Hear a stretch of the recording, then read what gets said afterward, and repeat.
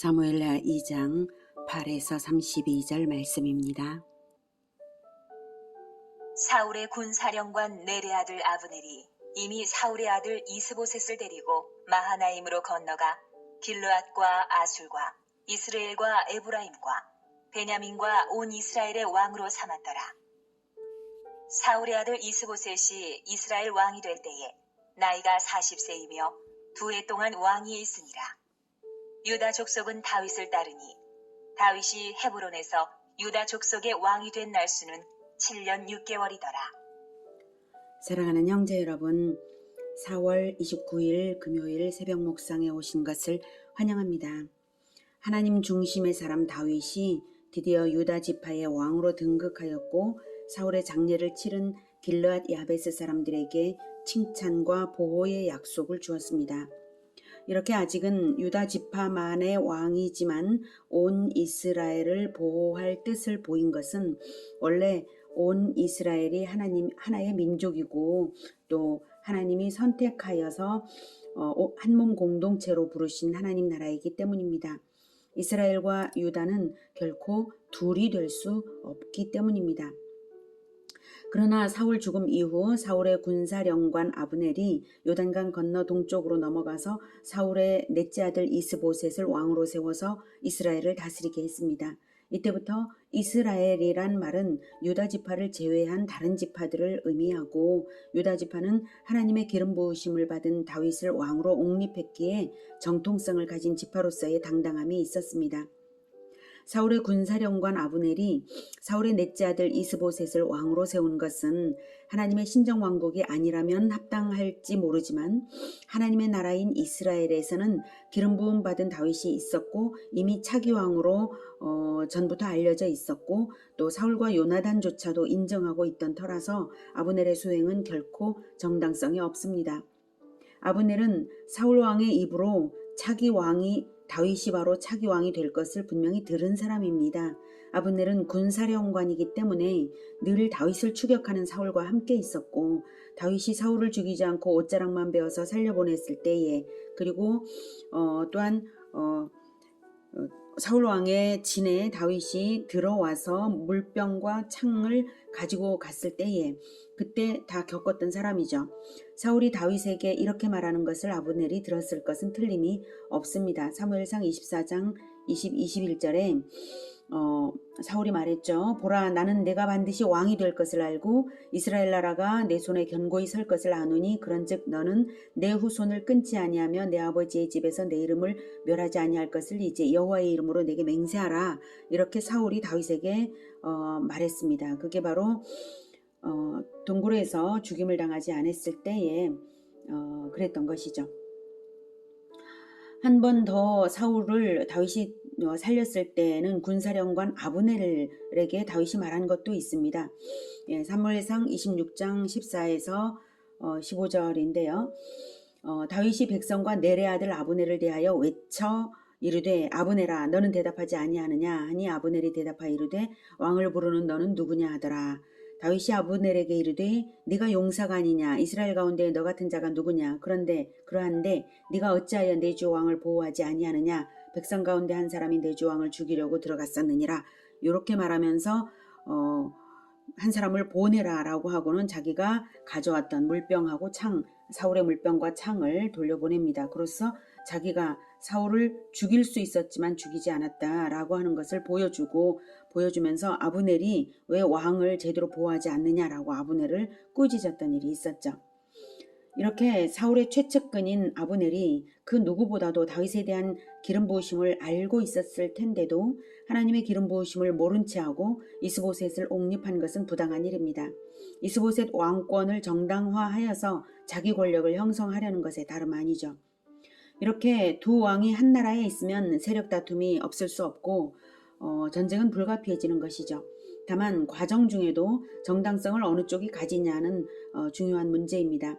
하나님의 나라는 하나님의 자녀인 형제들 간의 연합을 도모해야 할 일이지 전쟁을 해서는 안 되는 일입니다. 연합하는 쪽에 정당성이 있을 것은 당연한 것입니다. 그동안 다윗은 이스보셋이 요단강 건너에서 왕이 되었다 해도 그 일에 대해 가타부타가 없었고 아무 경솔한 행동을 하지 않았습니다. 길르앗 야베스 사람들에게 자기가 보호해 주겠다고 약속도 했고 그랬는데 동족 간의 전쟁을 할 리가 없죠, 다윗이.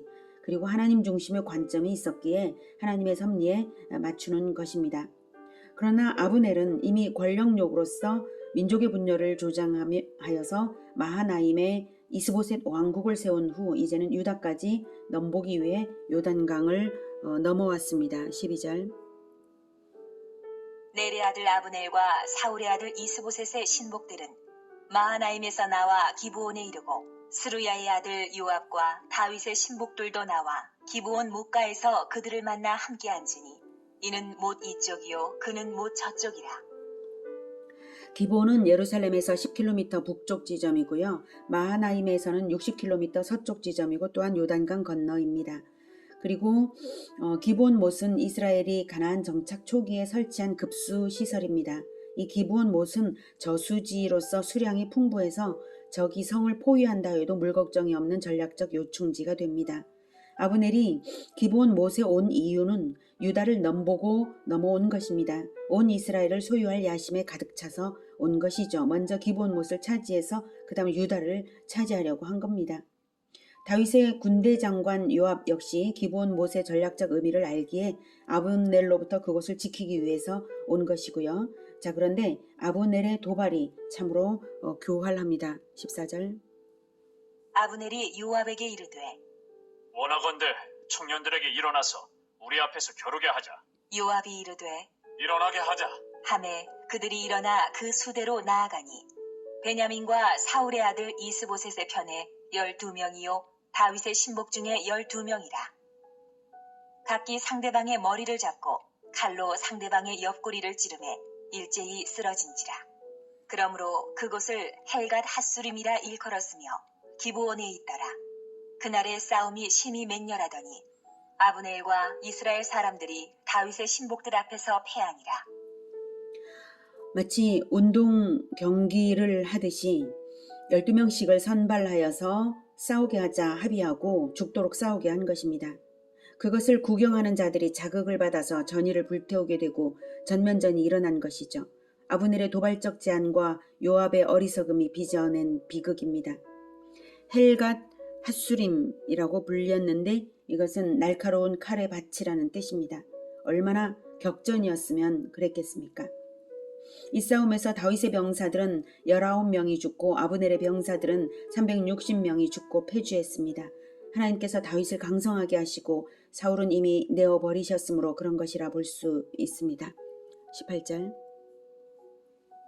그곳에 스루야의 세 아들 요압과 아비새와 아사엘이 있었는데 아사엘의 발은 들로르같이 빠르더라. 아사엘이 아브넬을 쫓아 달려가되 좌우로 치우치지 않고 아브넬의 뒤를 쫓으니.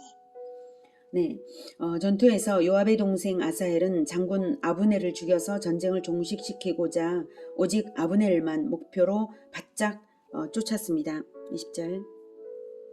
아브넬이 뒤를 돌아보며 이르되 아사헤라 너냐? 대답하되 나로라. 아브넬이 그에게 이르되 너는 왼쪽으로나 오른쪽으로나 가서 청년 하나를 붙잡아 그의 군복을 빼앗으라. 하되 아사엘이 그렇게 하기를 원하지 아니하고 그의 뒤를 쫓으매 아브넬이 다시 아사엘에게 이르되 너는 나 쫓기를 그치라. 내가 너를 쳐서 땅에 엎드러지게 할 까닭이 무엇이냐? 그렇게 하면 내가 어떻게 네 형 요압을 대면하겠느냐? 하되 네, 아브넬이 자기가 먼저 도발했음에도 불구하고 아사엘은 자기 손으로 죽이지 않으려 했는데요. 그것은 요압의 원한을 살 것을 두려워했기 때문입니다. 그리고 아사엘의 추격을 피해 달아나는 중에도 아사엘을 유혹하는 말을 합니다. 다른 청년이나 잡아서 죽여 군복을 전리품으로 차지하라고 한 것입니다. 간교한 모사꾼이죠. 23절. 가 물러가기를 거절하매 아브넬이 창 뒤끝으로 그의 배를 찌르니 창이 그의 등을 꿰뚫고 나간지라. 곧 그곳에 엎드러져 죽음에 아사엘이 엎드러져 죽은 곳에 이르는 자마다 머물러 섰더라. 아브넬이 창 뒤끝으로 아사엘을 찌른 것은 마지막 순간이라도 죽이지는 않으려는 마음은 있었던 것 같습니다. 그럴지라도 죽었고요. 아브넬과 요압 형제들과의 관계가 원래 사울 휘하에서는 동료였었기에 아사엘까지 죽인 것을 볼 때에 다윗 병사들에게는 충격이었습니다. 24절. 요압과 아비새가 아브넬의 뒤를 쫓아 기브온 거친 땅의 길 가기야 맞은 쪽 암마산에 이를 때에 해가 졌고 베냐민 족속은 함께 모여 아브넬을 따라 한 무리를 이루고 작은 산 꼭대기에 섰더라. 네, 이제 저녁이 되었고 베냐민 족속은 사울의 출신 지파로서 초대 왕을 배출했다는 자부심이 있으므로 아브넬과 이스보셋을 위해서도 함께 일어난 것입니다. 아브넬은 패주하는 중에 다시 원군을 얻었습니다. 그러나 계속 싸우면 이미 360명을 잃은 터에 더 심각한 피해만 입을 것을 염려했는지 원군을 얻은 기회에 이제는 휴전을 제안합니다. 26절. 아브넬이 요압에게 외쳐 이르되 칼이 영원히 사람을 상하겠느냐? 마침내 참혹한 일이 생길 줄을 알지 못하느냐? 내가 언제 무리에게 그의 형제 쫓기를 그치라 명령하겠느냐? 동족 간의 참혹한 전쟁을 언제까지라도 해야 하겠느냐는 말이죠. 자기가 먼저 도발해놓고 이제 와서는 형제 쫓기를 그치라 명하겠느냐라며 동족애를 유발시키면서 휴전의 정당성을 설득하고 있습니다. 휴전은 해야 하지만 아브넬은 간교하죠. 27절. 요압이 이르되 하나님이 살아계심을 두고 맹세하노니 네가 말하지 아니하였다면 무리가 아침에 각각 다 돌아갔을 것이요 그의 형제를 쫓지 아니하였으리라. 하고 요압이 나팔을 불매 온 무리가 머물러 서고 다시는 이스라엘을 쫓아가지 아니하고 다시는 싸우지도 아니하니라. 요압의 말은 아브넬이 먼저 전쟁 놀이를 제안하지 않았다면 아침부터 이미 전쟁이 없었을 것이라는 말입니다. 요압의 말도 바른 것은 아닙니다. 자기가 아브넬의 제안에 응낙한 책임은 무시하는 것이죠. 아무튼 요압은 자기 동생을 잃고도 일단 휴전은 했습니다. 29절. 아브넬과 그의 부하들이 밤새도록 걸어서 아라바를 지나 요단을 건너 비드론 온 땅을 지나 마하나임에 이르니라. 요압이 아브넬 쫓기를 그치고 돌아와 무리를 다 모으니 다윗의 신복 중에 19명과 아사엘이 없어졌으나 다윗의 신복들이 베냐민과 아브넬에게 속한 자들을 쳐서 360명을 죽였더라. 무리가 아사엘을 들어올려 베들레헴에 있는 그의 조상묘에 장사하고 요압과 그의 부하들이 밤새도록 걸어서 헤브론에 이른 때에 날이 밝았더라. 그들은 휴전했음에도 불구하고 혹시나 하여서 쉬지 않고 각기 자기 곳으로 밤새도록 걸어서 양쪽 처소로 각각 돌아갔습니다. 그렇게 동족 간의 전쟁을 회피했어야 할 것을 처음부터 어리석은 전쟁을 하게 된 것은 어디까지나 지도자들의 악함과 어리석음 때문입니다. 또한 이러한 일들의 근원은 사울 왕 때부터 하나님의 뜻을 버리고 자기 힘을 의지하여서 다윗을 죽이려 했던 그 씨앗이 이런 결실로 나타난 것이기도 합니다.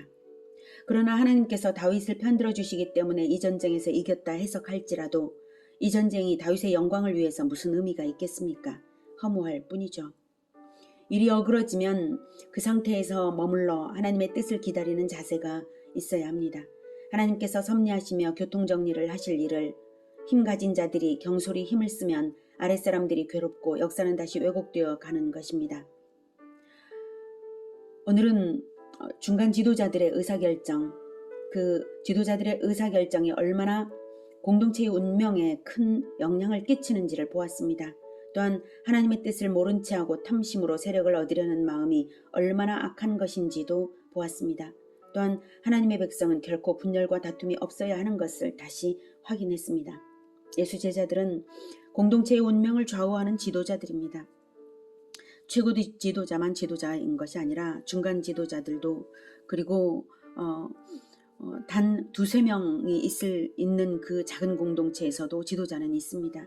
오직 예수님의 뒤를 따르는 중심을 놓치지 않고 사심을 버리고 하나님의 뜻만을 섬겨서 하나님의 때와 방법에 맞추는 우리 모든 예수 제자가 되기를 기원합니다. 기도하겠습니다. 하나님, 예수님께서 십자가에서 자기 목숨을 주시기까지 하신 것은 이스라엘에 싸움이 없게 하신 것이고, 그리고 원수를 사랑하는 것이고, 용서하게 하시는 것이고, 하나 되게 하시는 것이었습니다. 그래서 예수님의 제자들이 예수님의 부활 승천 성령 강림 후에 대제사장들과 사내들인을 대해서도 복음을 전할 수 있었던 것을 다시 생각합니다. 하나님, 우리가 결코 나뉘지 않도록, 하나님의 백성들이 분열되지 않도록 서로 사랑만 하도록, 형제 사랑을 위해서 자기 생명까지도 주고자 뜨겁게 사랑하도록, 그리고 지혜로서 지도하는, 사랑과 지혜로서 지도하는 모든 예수 제자들이 되도록 주님 붙들어 주시고 성령 충만하게 하시고 인도하시옵소서. 예수님의 이름으로 기도드립니다. 아멘. 이어지는 시간은 개인 기도 시간입니다.